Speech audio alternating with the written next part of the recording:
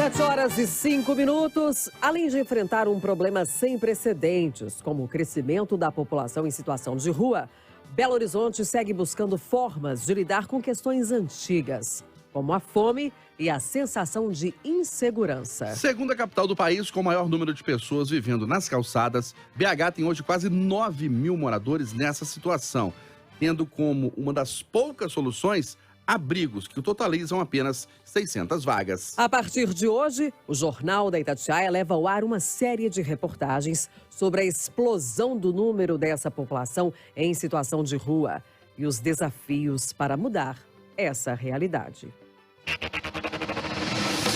Desafios da capital. A população em situação de rua em BH. Na esteira do crescimento da desigualdade no país, uma realidade que está escancarada, não só nos dados, mas no dia a dia de quem anda pelas ruas de Belo Horizonte. A explosão de moradores em situação de rua.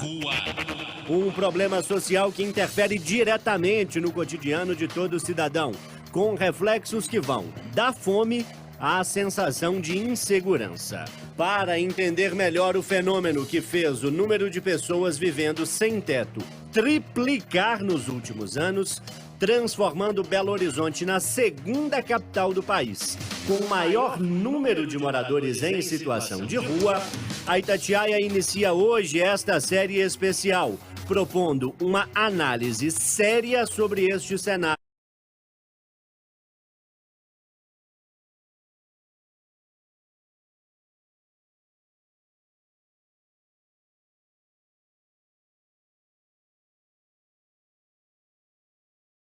Eu acho que a parte mais difícil que tem na rua é essa época de frio. Na hora de dormir, né? Dormir na rua é ruim. Eu tinha medo de falar, pô, vou morrer na rua, vou ficar como indigente. Sem casa, sem emprego, sem perspectiva. Os relatos colhidos pela nossa reportagem escancaram uma realidade dura. A miséria, da cabeça aos pés. Andar pelas calçadas de BH tem exigido cuidado. Debaixo dos viadutos e nas praças, nas calçadas e esquinas, o que vemos são abrigos de papelão e carrinhos de supermercado competindo espaço com os pedestres. Essa percepção, que é visível aos olhos, é também comprovada em dados. Minas Gerais tem 19.500.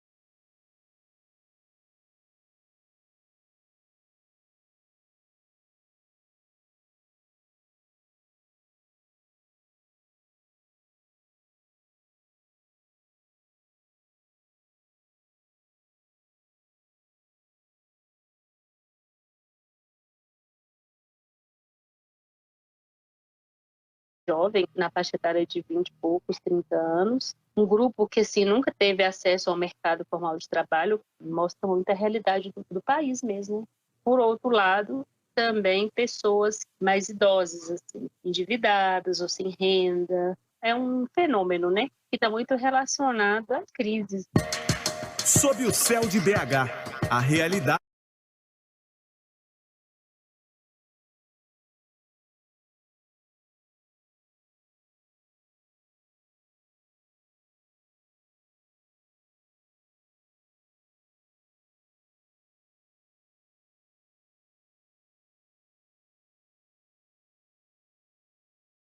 Casa e não eu. Eu falei, eu vou largar a casa, largar ele com a filha, vou pra rua, do que ele me matar, que ele queria me matar. Então, estou com a Maria da Penha, já divorciado, quero divorciar dele. É preferível deixar bens materiais do que a vida. A vida vale mais do que bens materiais. Vou ter minha casa novamente, erguer minha vida. Há 2 meses, nas ruas do hipercentro de Belo Horizonte, Henrique dos Santos, de 28 anos, diz que saiu de casa para não dar mais tristeza à mãe. Viciado em crack, o jovem, que era cabeleireiro e chegou a trabalhar em salões renomados, hoje luta contra o vício e contra a vergonha de estar nas ruas. O crack ele é maldito, ele te transporta para outro lugar. Na primeira vez que eu experimentei, eu fumei mais de 15 dias, dia e noite acordado. Ele te transporta para um lugar onde você perde a noção de muita coisa. Eu quero trabalhar, ter minha vida de volta, porque eu sou um especialista em loiras, eu amo trabalhar com o que eu faço. Voltar para um salão, voltar para minha família. Com certeza minha mãe está muito triste, decepcionada. Com certeza ela está sofrendo muito, mas eu vou dar para ela a alegria de ter o filho dela de volta. Atualmente, Belo Horizonte atende 2.000 pessoas nos 18 abrigos espalhados na capital. De acordo com a prefeitura, 600 vagas são destinadas exclusivamente às casas de passagem, em que os usuários podem acessar diariamente serviços como alimentação, banho, guarda de pertences e pernoite. Segundo a secretária municipal de Assistência Social, Maíra Colares, BH tem investido em políticas intersetoriais para incluir as diversas particularidades da população em situação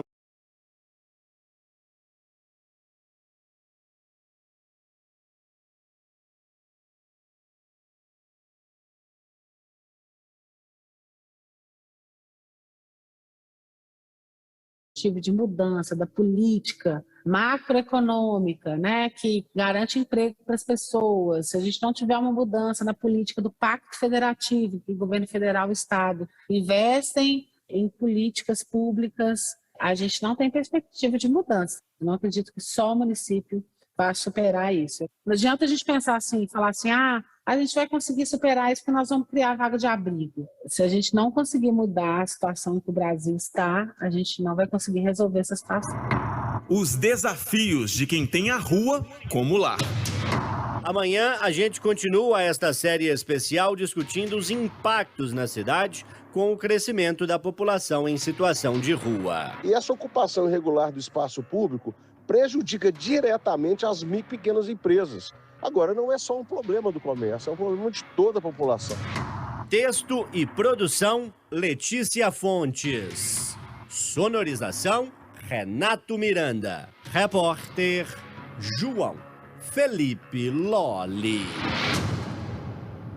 Em nota, a Secretaria Estadual de Desenvolvimento Social informa que repassou quase 3 milhões de reais para 23 prefeituras que aderiram ao programa que fortalece os serviços e estruturas dos centros especializados para a população em situação de rua. Segundo a CEDESE, Minas Gerais ampliou de 54 para 82 milhões de reais o investimento anual na assistência social, apenas nas transferências diretas aos municípios. Ainda de acordo com a pasta, o governo do estado oferece qualificação para as equipes de referência e gestores municipais da assistência social para a melhoria no atendimento. A Itatiaia entrou em contato com o Ministério da Cidadania e questionou os repasses para a área, mas não obteve retorno. 7h13.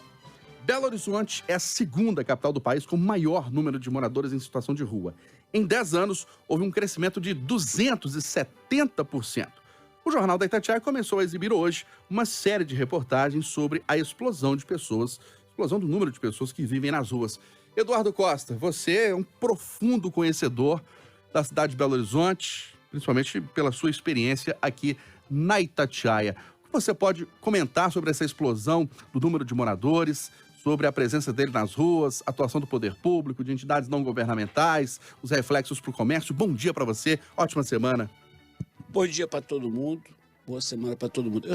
Quando eu vejo o prefeito Calil dizer que agora ele tem vínculos com o PT, mas que não tinha, eu fico olhando para alguns exemplos práticos. Um deles é esse. Só tivemos situação parecida, não igual, mas parecida com essa atual que temos de moradores em situação de rua, na época do governo Patrus. Patrus foi um cidadão que fez muita coisa boa. Eu sempre elogio aqui o orçamento participativo e tal. Mas o Patrus deixou encher a cidade de gente. Veio o Pimentel e, com a ajuda da Itatiaia, que atuou junto ao deputado Célio Moreira para retirar uma pendência judicial, atuou junto ao Legislativo, o Judiciário, para poder remover obstáculos, aí o Pimentel pôde implantar o Código de Posturas e resolver a situação. Nós estamos vivendo um tempo muito parecido, só que em proporção muito maior. E eu insisto, é mais um subproduto da eleição de 2 em 2 anos. Porque dá trabalho mexer com morador em situação de rua. Desgasta. Então, se você olhar para o morador de rua, a turma da esquerda, do PSOL, lá na Câmara, vai subir nas paredes. E o ativismo judicial do Ministério Público. Vai aparecer um promotor.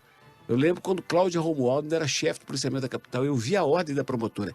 Se ela tomasse pedaço de cano, botijão de gás, carrinho de supermercado, qualquer coisa, ela seria, qualquer soldado que tirasse, ela seria imediatamente responsabilizada. E isso continua. Então, você não tem uma política social verdadeira na prefeitura para chegar lá e separar quem é quem.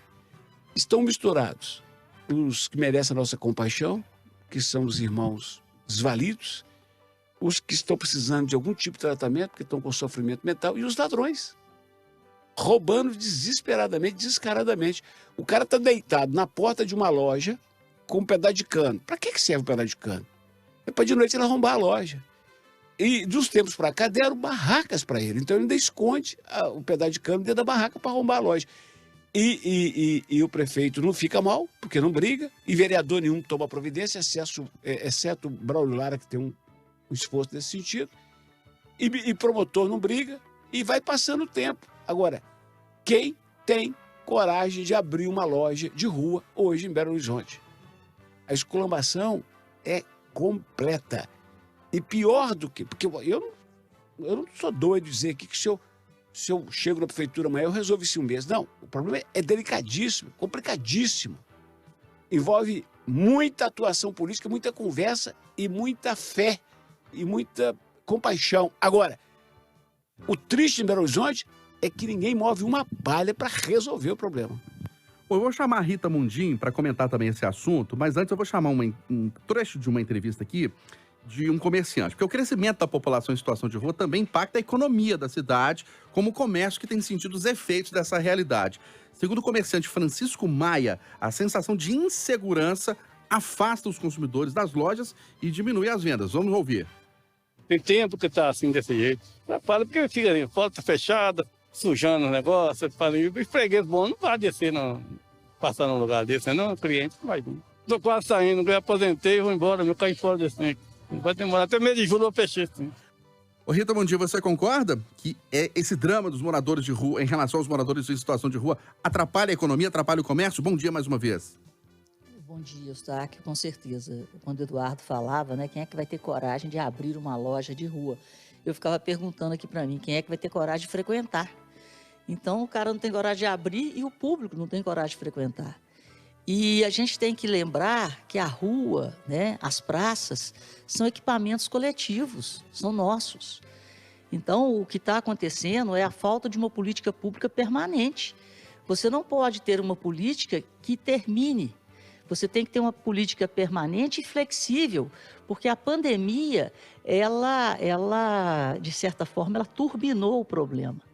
Então, se já havia uma política, ou se quase não havia, então nós temos que ter um olhar bem focado para resolver um problema que é de toda a população. E antes você tinha pontos de concentração, hoje não, há uma dispersão. Então, o medo, a insegurança, ela está presente em todo cidadão que quer transitar, né, que quer andar por Belo Horizonte. Transitar, trafegar, qualquer tipo de mobilidade em Belo Horizonte está afetada pela falta de uma política pública digna para o tratamento do morador de rua e para uma solução, né? A gente sabe que o problema ele sempre vai acontecer, mas, repito, política pública permanente de qualidade. Bom, a gente vai ouvir agora aqui na Conversa de Geração a Jaqueline Baixa, que é diretora da Associação dos Comerciantes do Hipercentro de Belo Horizonte, dizendo que os lojistas se juntam para minimizar essa situação. Vamos ouvir.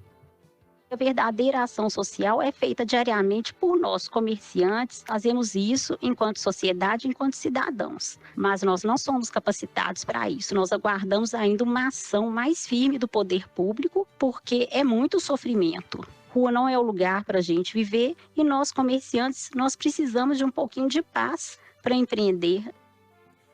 Malca Marques, falamos do ponto de vista econômico com a Rita Mundim, ouvindo os dois comerciantes. Agora, do ponto de vista político, você é profundo conhecedor do assunto. Falta e faltou vontade política dos nossos dirigentes para minimizar ou resolver a situação? Bom dia. Bom dia, Eustáquio. Você foi no ponto. E a questão não é só de um dirigente ou de um governo. Tem faltado vontade política. Tem faltado um olhar para um problema que é gravíssimo e que só será solucionado por uma ação coordenada dos cidadãos, de organizações não governamentais, da prefeitura, do governo do estado e da presidência da República. Nós não podemos deixar acontecer em Belo Horizonte o que aconteceu em São Paulo. A omissão das autoridades em São Paulo é que produziu a Cracolândia. E agora uma parte da cidade está segregada, ocupado apenas por aquela comunidade que vive ali e espanta qualquer outra política pública, qualquer outra atividade econômica, qualquer vida social para além daquela relacionada ao tráfico de drogas e aos usuários daquele espaço. É fundamental mudar o olhar. Belo Horizonte caminha na mesma direção.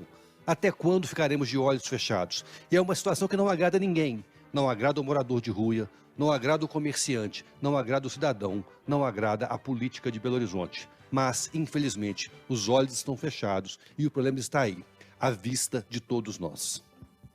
Ô Lucas Ragazzi, e o que dizer a respeito dessa situação dos moradores de rua? Um aumento de quase 4 vezes, 270% nos últimos 10 anos. Bom dia para você. Bom dia, Eustáquio. Bom dia a todos que participam aqui do Conversa, aos ouvintes. Ô, Eustáquio, eu acho que o maior sinal que indica isso que o Malco falou, da falta de vontade política para debater o assunto e resolver, tentar ali minimizar essa questão, está até na própria produção do levantamento de dados sobre pessoas em situação de rua em Belo Horizonte.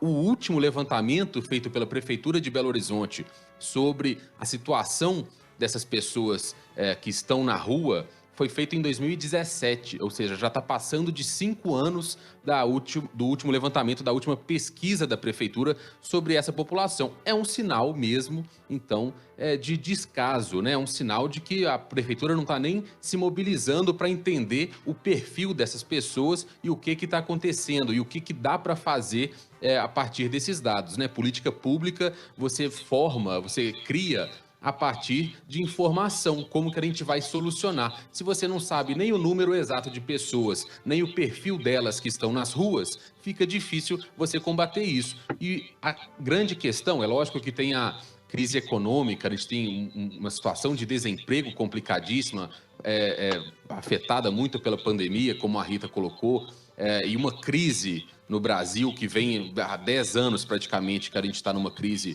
numa queda econômica muito complicada, mas é sinal também que a gente não estava preparado aqui em Belo Horizonte para esse aumento do número de pessoas em situação de rua. Será que o poder público municipal não poderia ter reformulado, já tem quanto rua? Será que o poder público municipal não poderia ter reformulado, já tem quanto tempo que o número de moradores de rua está crescendo e a gente vê isso visualmente andando pelo centro da cidade, por alguns bairros, determinadas regiões da cidade. Então, infelizmente, é falta de planejamento, é a falta de interesse político, principalmente, para solucionar essa situação.